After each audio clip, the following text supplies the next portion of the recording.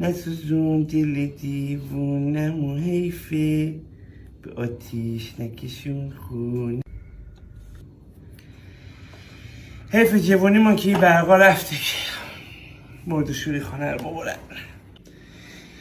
الهی ببینم به چه ها چیکار میکنن تو مدرسه ها، نه کولر دارن نه پنکه، گرمشان میره که چه بدبختی بوده که. جواد جان، آقا جواد، بخی دیردت پسرم، بخی عجل بلند شد برو به چیگر بابر مدرسهش.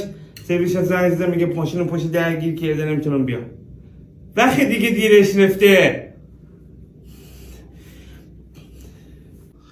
زوره نگران شده اومدم 12 رفته الان 3:30 1 رو به 4 هنوز نیامده. کی؟ جواد آقا رو میگی؟ چیکار ما به جواد دارم به آقا دارم میگم. گوره بابای جواد برق ندارم.